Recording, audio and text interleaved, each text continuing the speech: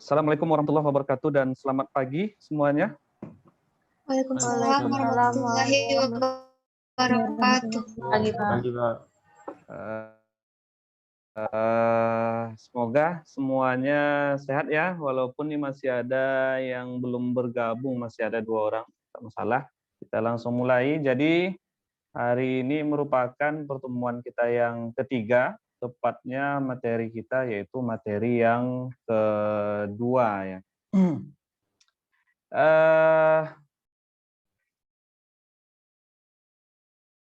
Pada pertemuan sebelumnya kita sudah lihat bagaimana basic aljabar, ada trigonometri, ada vektor analisis, vektor operasi vektor. Selanjutnya kita juga lihat kemarin ada ada teorema gradien, divergensi, dan Carrel. Sehingga pada hari ini berdasarkan materi yang sudah kita rencanakan di awal dulu, hari ini kita akan membahas tentang gaya elektrostatis medan listrik dan hukum Gauss ya. Tapi sebelumnya saya akan buatkan dulu slide untuk tempat kita menulis ya. Sebentar ya. PowerPoint.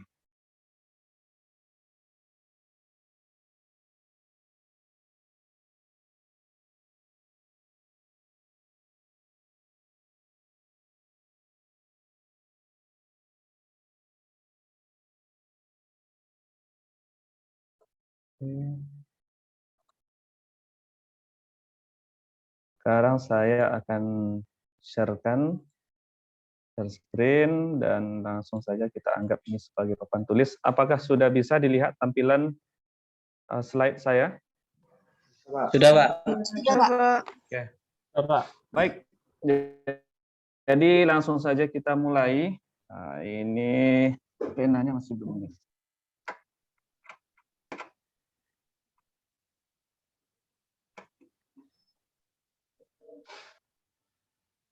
Jadi hari ini kita akan lihat tentang elektrostatis,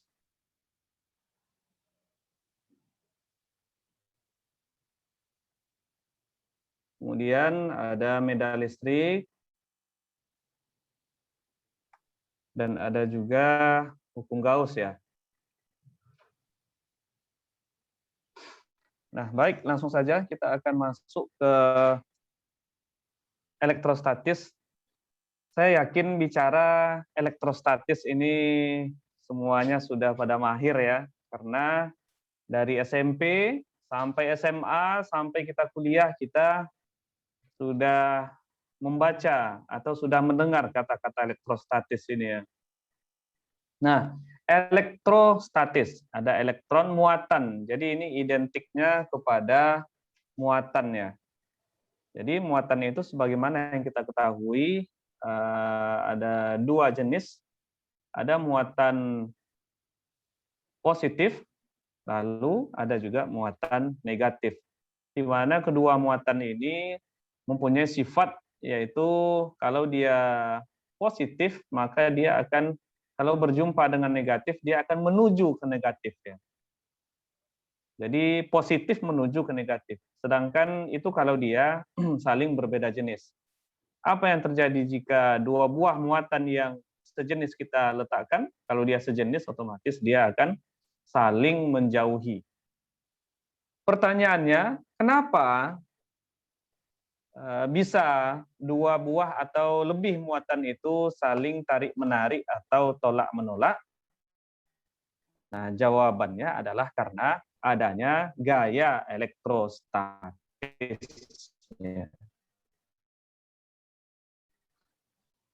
Sekarang kita lihat, kita mulai dari hukum Coulomb. Hukum Coulomb. Nah, jadi jika ada sebuah muatan, ya ini muatan 1 Ini muatan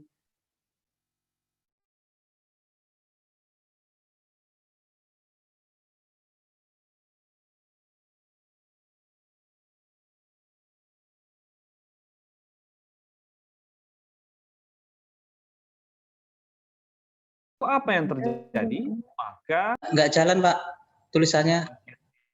siap, sorry. Kayaknya internetnya. Baik, udah muncul kembali ya. Sudah, Pak. Sudah, Pak. Ya, kita lanjutkan. Jadi, jika ada muatan uji di sini, Q besar ini adalah muatan uji, lalu Q1, Q2, Q3 ini adalah muatan kita. Jadi, ini adalah muatan yang tersebar. Lalu, kita ingin melihat seberapa besar gaya tarik-menarik antar muatan Q1, Q2, dan Q3 ini. Otomatis kita kan tak tahu. Caranya adalah kita letakkan sebuah muatan di sini, yaitu muatan uji Q besar, sehingga kita akan mendapatkan, misalnya saya ambil contoh, saya ambil Q1 yang paling jauh misalnya dulu. Saya ambil satu-satu. Saya ambil Q1, maka sini ada Q1, dan di sini ada Q besar. Nah, maka saya akan mendapatkan jarak dari Q1 ke Q besar ini, yaitu misalkan jarak R. Nah, seperti itu. Maka terkait atau kita tak melihat dulu apa jenis muatannya. Yang jelas gaya interaksi antar dua buah muatan ini dirumuskan oleh hukum Coulomb. Kita semuanya tahu ini ya. F sama dengan 1/4 pi epsilon 0. Nah, ini dikali Q muatan kita, Q1, dikali dengan muatan uji kita, Q besar dibagi R kuadrat. Nah, R ini adalah jadi R ini adalah magnitud ya. Magnitud itu adalah besar daripada arah. Magnitud ini magnitud arah ya, atau apa istilahnya? Direction magnitude ya. Sementara arahnya itu sendiri kita buat sebagai vektor R. Nah, seperti ini. Kadang di buku-buku itu ditulis juga jika kita jadikan konstanta K itu 1/4 pi epsilon 0, maka persamaan F kita akan menjadi K Q1 dikali Q besar per R kuadrat R. Nah, ingat, R ini adalah arah daripada vektor R, sementara R yang di bawah, R kuadrat ini adalah magnitudnya, besar arahnya. Dan F ini adalah gayanya. Sehingga sebagaimana yang kita ketahui, gaya ini adalah besaran vektor, sehingga sangat penting untuk kita menganalisis arah daripada gaya tersebut nantinya. Nah, jadi seperti itu hukum Coulomb.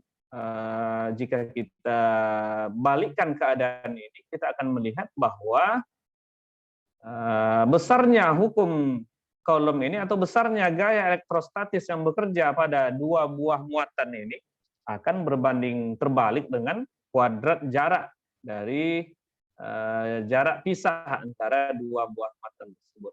Lalu, apalagi yang penting di sini, ingat, di sini akan ada gaya interaksi yang kita bisa menghitungnya dari kedua titik, tidak hanya pada titik muatan uji Q besar, tetapi bisa juga dari Q1. Biasanya kalau kita buat ini misalnya Q1 dan muatan uji Q besar ini adalah Q2, maka kalau F yang dirasakan pada titik yang kedua ini, pada titik Q besar ini akan menjadi F12. Nah, seperti itu. Sebaliknya, gaya yang dirasakan oleh Q1 itu sama dengan F, maaf ini 21 ya. Sorry ya, ini 21 pada Q2, pada Q1 adalah F12. Artinya F12 adalah gaya yang dirasakan oleh muatan ke-1 akibat keberadaan dari muatan yang kedua. Sebaliknya F21 adalah gaya yang dirasakan oleh muatan Q2 akibat keberadaan dari Q1. Nah, ingat, ini adalah besaran vektor, besar gayanya pasti sama ya, karena rumusnya sama. Q1, Q kita balik-balik pun Q1 dan Q besar ini hasilnya sama. Tetapi arah vektornya adalah berlawanan. Nah, seperti ini. Jadi itu yang kita bisa peroleh dari hukum Coulomb. Nah, jadi kalau besar K itu biasanya berapa besar K? Siapa masih ingat? K adalah 9 kali 10 pangkat 9. 9 Newton. Satuannya apa? Dimensinya apa? Dimensinya meter kuadrat per kolom kuadrat. Newton meter kuadrat per kolom kuadrat. Artinya apabila ini kita masukkan ke persamaan kita, karena di atas ada kolom kuadrat kita coret, kemudian di bawah ada meter kuadrat, sementara kita di atas ada m kuadrat juga kita coret, maka akan tertinggal Newton yang merupakan satuan dari gaya. Lalu bagaimana jika terdiri atas dua atau lebih muatan? Nah, jika dia terdiri atas 2 atau lebih muatan, ya harus mau tidak mau kita harus selesaikan satu persatu. Dan jadi caranya selesaikan satu persatu. Lalu yang kedua baru analisa arah vektor. Nah, misalnya vektor R dan F-nya. Contohnya seperti apa? Nah, jadi contohnya misalnya kalau yang paling sering kita lihat ya, misalkan ada 3 buah muatan, ini yang paling lazim ya. Ada 3 buah muatan pada segitiga sama sisi, katakanlah. Anggap ini segitiga sama sisi. Lalu misalkan kita disuruh misalnya ini positif Q1, ini Q2 positif katakanlah, dan ini misalkan negatif Q3, misalnya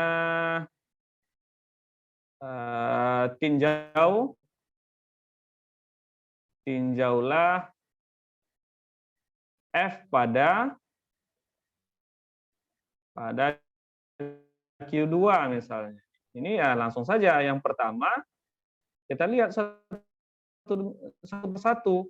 Yang pertama, pertanyaannya adalah tinjau F pada Q2. Artinya, kita lihat pertama, F yang dirasakan oleh muatan kedua diakibatkan oleh muatan Q1. Ini F21. F21 besarnya adalah F21, kayaknya kurang jalan apa saya. Ini saya papan tulis internetnya. Ya udah, saya lanjutkan saja dulu. F21 sama dengan K Q2 Q1 dibagi dengan R21 kuadrat. Nah, ini R. Arah vektor R-nya gimana? Arah vektor R ini adalah arah yang mewakili dari vektor F, karena F itu dinyatakan arahnya oleh R. Ini dia plus-plus, otomatis dia tolak-menolak. Tolak-menolak, Q2 ini ditolak oleh Q1, maka arahnya akan ke sini. Ini F21. Lalu kita lihat yang dirasakan oleh Q2 ini akibat daripada Q3. Ada F23. F23 sama dengan K Q2 Q3 dibagi R23 kuadrat dikali vektor R-nya. Vektor R-nya kemana? Nah, kita lihat Q2 ini akan menuju ke Q3 karena dia saling tarik-menarik, dan arahnya ke sini. Jadi inilah sekarang vektor F23 itu. F23. Lalu baru kita totalkan. Karena tadi kan tinjaulah F pada Q2, artinya total, F total pada Q2 itu F totalnya sama dengan, ya kita jumlahkan dua vektor ini. Nah, ini bisa kita jumlahkan, maka totalnya, nah inilah kira-kira totalnya di sini, arahnya ya. F total, dan ini kira-kira sudutnya di sini, sudut theta. Berapa sudut theta? Kalau dia tadi sama sisi, misalkan kalau sama sisi ya di sini pasti 60 ya, maka theta adalah 120. 120 derajat. Artinya F total menggunakan teorema penjumlahan vektor, kita akan peroleh F 21 square ditambah F23 square ditambah 2 F21 F23 cos theta. Ingat, theta adalah sudut antara F23 dan F21. Nah, jadi seperti itu contohnya kira-kira. Oke, jelas ya. Ini contoh sederhana. Jadi tergantung ya di apa? Bisa saja nih plus semuanya. Kalau plus semuanya artinya nanti F23-nya akan ke bawah, lurusan dari Q3 Q2 ini ke bawah ke sini. Akan ke sini dia ya. Kalau ke sini nanti sudutnya akan menjadi 60 derajat sudutnya. Tidak lagi 120. Jadi tergantung. Dan bisa juga yang ditanya berapa F total yang dirasakan di titik pusat segitiga ini. Bisa juga. Kalau yang ditanya di sini, misalnya ya kita harus menghitung, kalau ke Q1 kita harus hitung jarak ini. Nah, ini R-nya jadinya. Nah, R, kita harus hitung. R ini kan sama nanti ini ke sini, sama ke sini semuanya.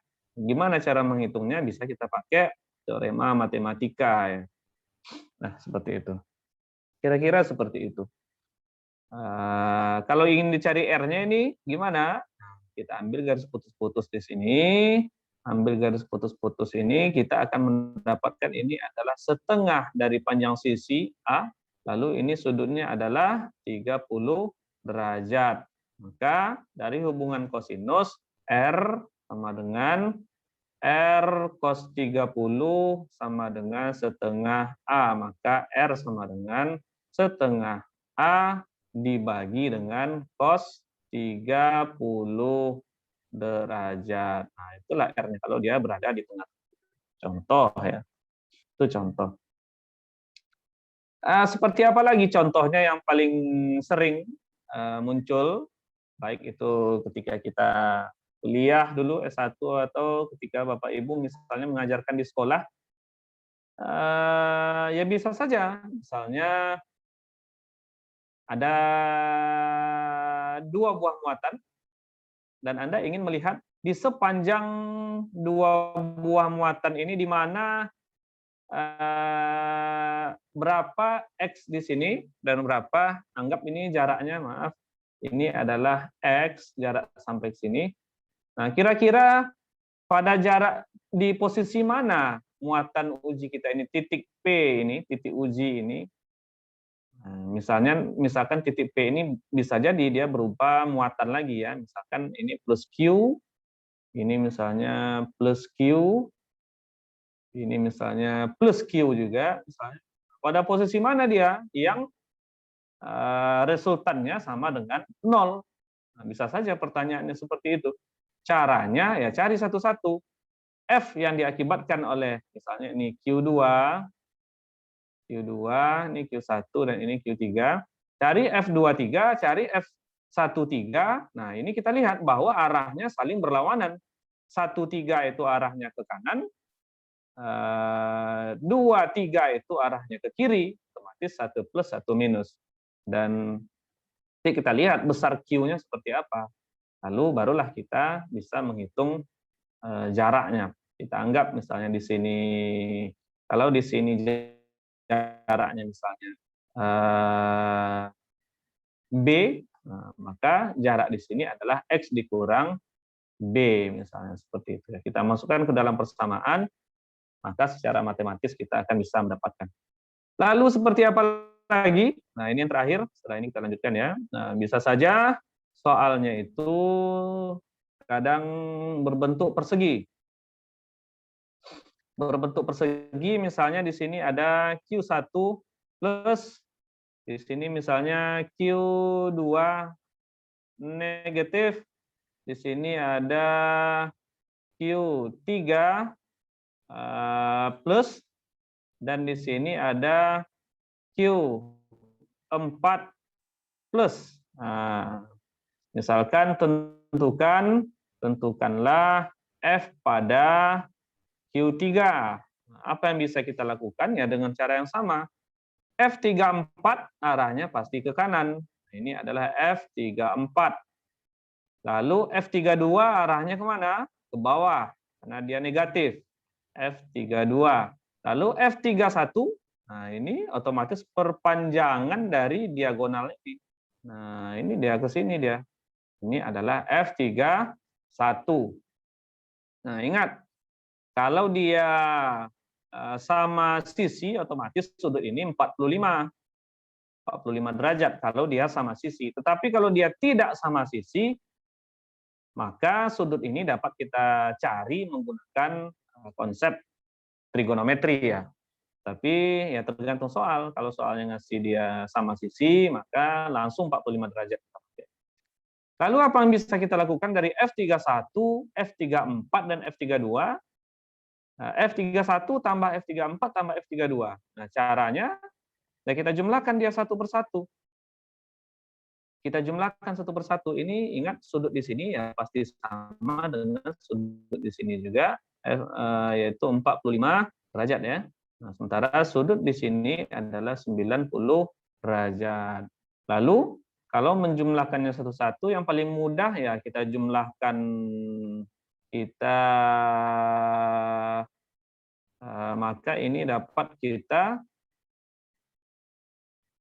kita jumlahkan dulu F31 dan F34.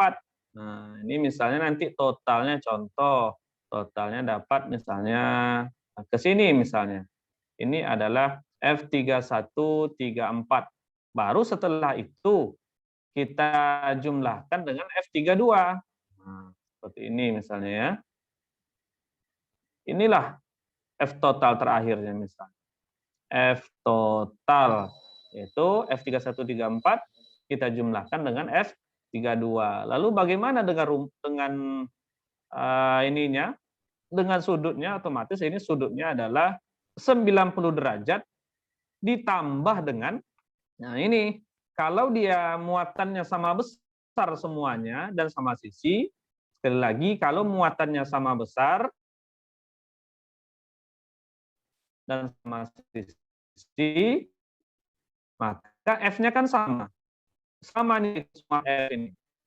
Otomatis kalau F-nya sama, sudutnya adalah apa? Sudut untuk mencari F total ini nanti θ-nya adalah 90 plus 2,5. Nah, seperti itu kira-kira ya. Baik, ada pertanyaan sampai di sini? Elektrostatis, hukum Coulomb, dan beberapa kasus yang kita lihat ini. Kalau ada pertanyaan, silahkan. Sebelum kita lanjutkan ke medan listrik. Sebelumnya saya cek dulu apakah sudah hadir semuanya ini ya. Saya stop dulu. Oke ya, sudah hadir semua ya. Baik, kalau tidak ada pertanyaan, kita lanjutkan.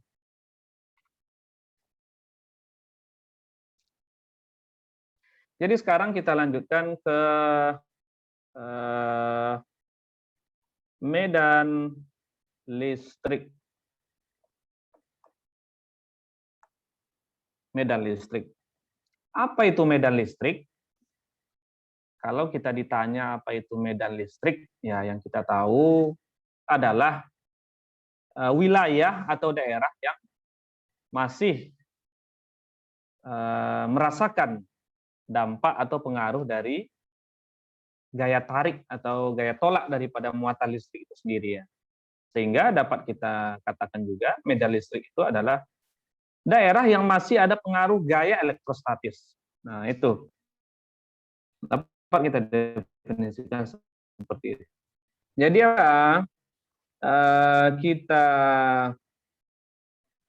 tuliskan, maka dari hukum kolom F sama dengan tadi ada 1/4 pi epsilon 0 atau ini K, ini tadi dikali dengan Q1 dikali dengan muatan uji Q ya, per R square dikali R vektor. Nah, jika terdapat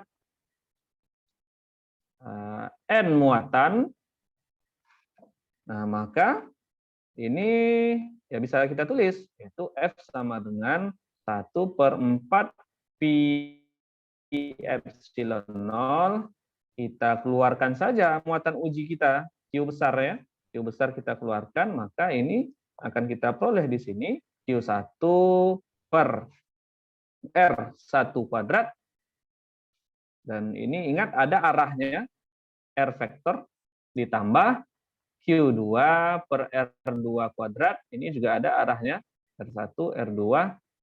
Nah, ditambah dengan Qn Rn arah vektornya dibagi dengan Fn kuadrat. Ingat, R1 kuadrat, R2 kuadrat, Rn kuadrat ini jarak kemana adalah jarak daripada muatan tersebut ke muatan uji Q besar. Nah, itu yang harus diingat. Misalnya Q1, maka Q1 R1 misalnya, maka R1 itu adalah jarak dari Q1 ke Q besar. R2 adalah jarak jarak dari Q2 ke Q besar. Begitu seterusnya. Jadi bukan jarak dari Q2 ke Q1 atau Q3 misalnya, bukan jarak dari Q3 ke Q2, tetapi Q3 ke Q besar, ke muatan uji kita. Nah, sehingga dari sini dapat kita tulis F sama dengan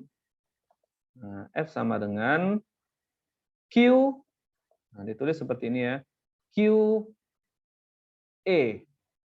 Apa maksudnya? Apabila kita susun persamaan ini, Q-nya kita bawa ke kiri, maka kita akan peroleh Q 1/4 pi epsilon 0 ini dikali Q1 R1 vektor, maaf, dibagi dengan R1 kuadrat ditambah Q2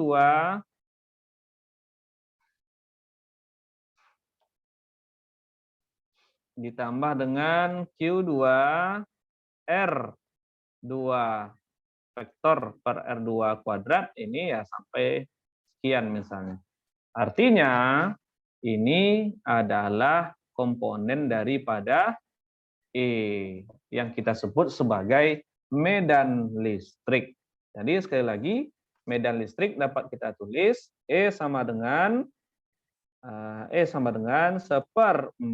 pi epsilon 0. Kita buat sigma juga boleh, yaitu sigma I-nya sama dengan 1 sampai N. Boleh kita buat seperti itu. Itu ada QI per RI kuadrat, arah vektornya adalah RI. Nah, ini I ya. Ini arah vektornya. Jadi ini adalah medan listrik R. Jadi kalau kita lihat medan listrik ini ternyata, sekali lagi, medan listrik ini ternyata adalah sesuatu yang dapat kita rasakan yang berjarak R dari muatan tersebut. Jadi kita tidak mengukurnya dengan muatan uji. Kalau muatan uji, kenapa kita perlu muatan uji? Jadi kalau saya buat, kalau F dengan muatan uji, kenapa dengan muatan uji kalau F? Karena kita ingin melihat tarik-menarik antar kedua buah muatan itu. Tetapi kalau ER, medan listrik, kita hanya ingin menghitung berapa gaya yang dirasakan. Nah, berapa yang kita rasakan pengaruh daripada Q itu pada jarak R. Nah, pada jarak R. Misalkan kita anggap sekarang misalnya ada sebuah kubus seperti ini. Anggap sebuah kubus seperti ini. Yang kubus ini sama sisi, panjang sisinya A. Lalu di tengah-tengah kubus ada muatan Q misalnya. Maka medan listrik yang dirasakan di semua titik pada kubus ini, yang jaraknya sama, yang memiliki jarak sama, maka dia akan merasakan pengaruh Q itu ya juga sama besarnya. Contoh, misalnya dirasakan, ini tadi Q-nya di pusat kubus ya, kita coba kita rasakan di titik pojok ini, misalnya ini pojok A misalnya. Di titik pojok A ini akan sama terasa dengan titik pojok B, akan sama juga terasa dengan di titik pojok C, dan akan sama juga di titik pojok D, begitupun dengan yang di bawah ini. Nah, misalnya artinya di semua titik pojok, yang di bawah misalnya E, F, G, H, maka di semua titik pojok ini kita akan merasakan medan listrik yang sama besar. Nah, seperti itu. Kenapa? Karena R kita sama, tetapi berbeda dengan pada dinding kubus ini. Kalau pada dinding kubus ini, misalnya di tengah-tengah dinding, misalnya di sini, di tengah-tengah dinding DCGH ini, ya akan sama juga dengan di tengah-tengah dinding CGFB, sama di tengah dinding ABEF, sama di tengah-tengah dinding AEDH. Jadi sama. Artinya apa? Selagi jaraknya sama ke muatan itu, maka kita akan merasakan pengaruh daripada muatan atau medan listrik itu sama besar. Jadi itu yang membedakan antara gaya dan medan listrik. Tetapi kalau gaya elektrostatis tadi kita melihat tarik menariknya seperti apa antara dua buah muatan itu. Yang satunya adalah muatan uji kita. Jadi itu sekali lagi kita rumuskan E sama dengan F sama dengan QE. Nah, ini sampai ke belakang nanti akan kita pakai ini ya. F sama dengan QE. Jadi itu misalnya permisalannya. Bisa lagi permisalannya anggaplah misalkan sebuah bola, kita anggap sebuah bola yang memiliki jari-jari R. Nah, ingat ini bola ya. Apabila di titik pusat bola ini terdapat muatan Q, maka E yang kita rasakan pada semua kulit bola ini akan konstan. E sama dengan konstan. Konstan pada kulit bola. Kenapa? Karena di sini R-nya sama dengan konstan. Kalau R-nya berubah, maka E tidak lagi konstan. Kenapa? Karena E medan listrik itu dipengaruhi oleh konstanta daripada jaraknya itu R. Selagi dia di pusat, artinya di sembarang titik pada kulit bola itu, pada permukaan kulit bola itu ya jaraknya pasti sama semuanya ke pusat bola, yaitu R. Artinya medan listrik ke titik itu sama. Kalau kita mau menghitungnya seperti apa? Ya langsung saja E sama dengan 1/4 pi epsilon 0 atau K Q. Nah, besarnya Q yang berada di pusat itu dibagi dengan jaraknya R kuadrat. Kita lihat vektor R-nya. Nah, jadi seperti itu. Itu kalau yang kita lihat itu adalah muatan atau medan listrik yang dikerahkan oleh satu muatan titik. Nah, jadi ingat dia dihasilkan oleh satu muatan titik. Kalau dia dihasilkan oleh dua muatan titik, bagaimana? Nah, kita pakai persamaan kita yang tadi, yaitu mana tadi? Nah, ini ya, ini untuk sistem muatan, sistem N muatan. Nah, tetapi yang kita contohkan tadi di kubus, di tengah-tengah bola itu adalah satu muatan. Kalau 2 gimana, Pak? Nah, kalau 2 ya kita masukkan ke persamaan ini ya. Nanti akan ada Q1 per R1 kuadrat R1 nah, ditambah Q2 per R2 kuadrat ditambah R lagi dikali R vektor. Jadi tinggal kita jumlahkan saja dia. Nah, sekarang pertanyaannya adalah bagaimana jika Tidak ada suara, Pak. tes suara saya tak dengar. Tes Muncul, Pak, muncul ya. Dengar, Pak. Dengar. Dengar, Pak. Pak. Oke. Muncul, Pak. Baik. Kalau ada apa-apa kasih tahu ya, takut nanti saya ngomong sendiri di sini. Nah, siap, Pak. Nah, jadi seperti itu kira-kira. Jadi bagaimana jika ada distribusi muatan, misalnya jika ada distribusi muatan atau E akibat